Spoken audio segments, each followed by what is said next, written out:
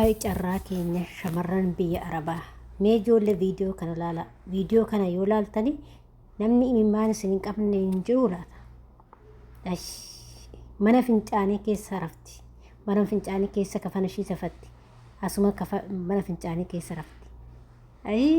Shay gara jabeenya ilma namaa kana. Ilma namaa jechuun bineensa wayyaa ilma namaa addunyaa har'a uumamee jiru mannaa bineensa bosonaa washa.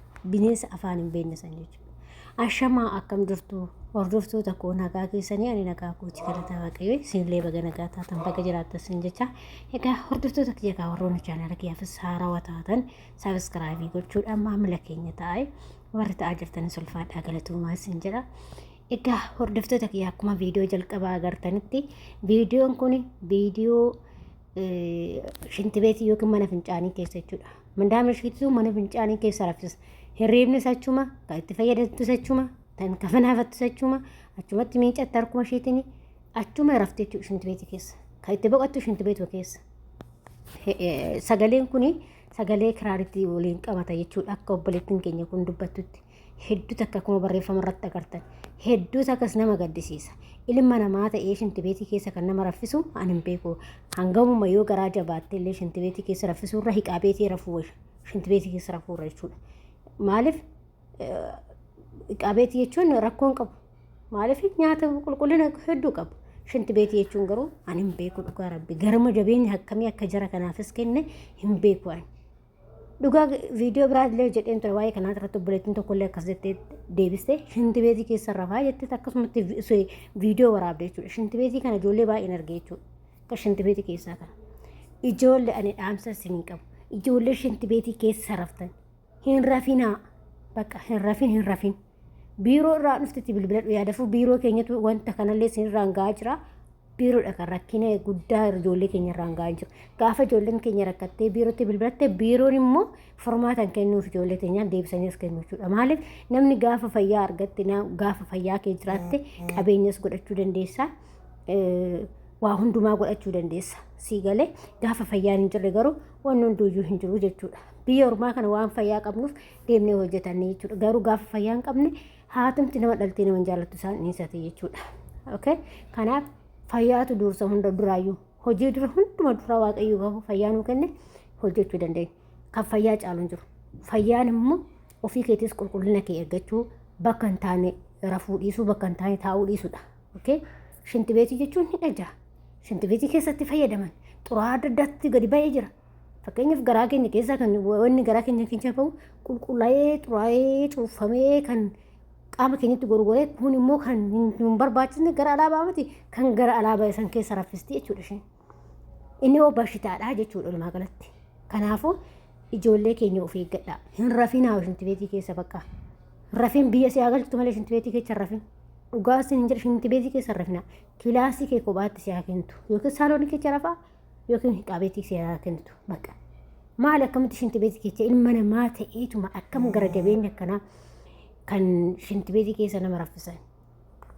Dhugaa ani hin beeku waaqayyoon dhiifamallee isaanii haa godhu warra akkana garaa jabaatu namni yaa'u hin jarrima jabaatti garuu ani hin beeku dhugaa waaqayyo garuu hin yaadanii namni maaliif kasammuu kana namatti kenneef itti yaadudha namaafis yaadudha.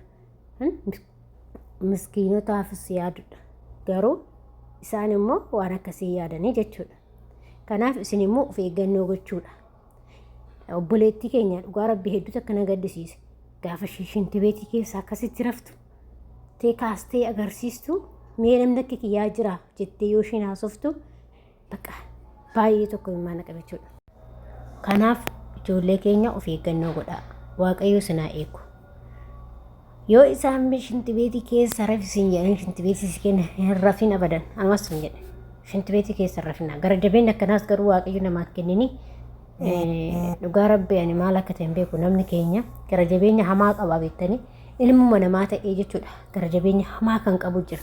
Kan immoo namaa lamuu jiralleedha. Araboonni tunu gaarii fi badduutu jira ijoollee. Hundaayis gaariin jennu hundaayis badduun jennu garuu namni namaa namullee baay'eetu jira.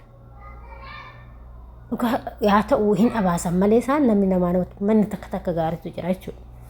Namni manni takka immoo badduutu jira. Haguma fe'illee hooma badduu ta'e immoo shinti beetii keessa nama Hakuma fe'ellee namni ilmi namaa garaa jabaatu shinti beetii keessa nama raffisuun ani hin beeku dhugaa rabbii jechuudha. Namuma akka saree wayiitti nu laalu natti fakkaata jarri kun yeroo tokko dhiifamallee naa godha obboleewwan koo akka sareetitti moo yoo hojjennu akka sibiilatti nu laalu yoo moo yookiin nyaannu yookiin yoo dhugnu akka sareetti nu laalu akka bakka sareetti nu laalu jechuudha. Jettanii akkas malee ilmi namaa akkamitti namaaf naan akkamitti doo ilmoo ishee ta'e akkamitti shinti beetii keessa nama raffisti. Haati ishee akkamitti shinti beetii keessa raffisti odoo haadha ishee ta'e. Odoo ilmoo ishee ta'e shinti beetii keessa raffisti shinti beetii dhiisii saaloonii keessa yoo raffistu jechuudha.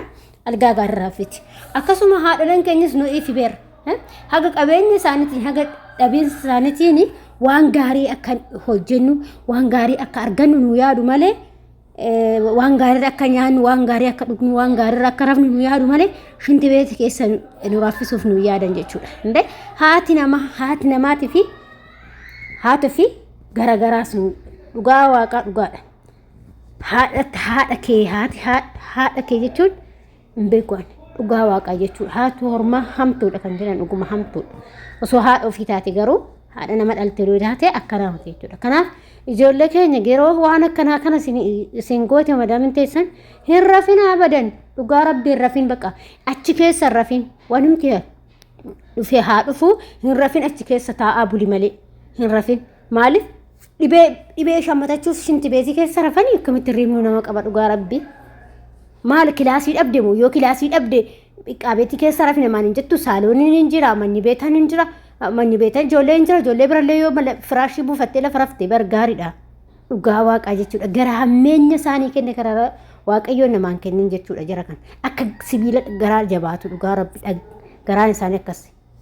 Innaa kanaaf adaraa ijoollee keenya waan isin hidhaamu yeroo isaan isin kennuu baata shinti beetii keessa hin rafinaa baqa hin rafinaa. Biiroo keetti bilbiladhu biiroo yaadafuu biiroo maa furmaata illee namaan kennu badi yookiin baqa badi malee achi keessa rafin baqa ijoollee qabaate taanaan badi biyya sanitti baqa dhugaa waaqaa qabamtee galuu sanuu shiidhaa wayyaa yoo biiroo si dide jechuudha biiroo keenya waan akkana ijoollee keenya illee gochaa jiru rakkina guddaa irraan gochaa jiru jechuudha. Kanaaf adaraa keessan of eeggannoo cimaa godhaayi waaqayyo sinaa eegu baay'ee olafaataadha ijoollee keenya irratti kan godhamaa jiru ana dabalateetu jechuudha.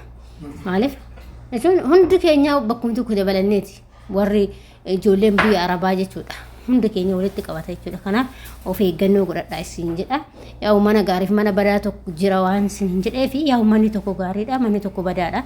Namni tokko gaariidha namni tokko badaadha jechuudha. Kanaaf adaraa of eeggannoo godhaa hanga danda'ametti immoo isin of eeguu qabdanii waaqayyo isinaa eegu adaraa keessan wanni isin hidhaamu isuma kanaadha. Akka shinti beetii keessa rafne isinis mirgaa fi dirqama keessan eeguu qabdanii beekuu qabdanii jechuudha. Kanaaf wanni isin hidhaamu qabu kamaal gonaree waaqayyotu waan guyyaa tokko nuu dabarsa waan ta'eef obsaa dabarsaa waa hundumaayyuu obsaatu caala.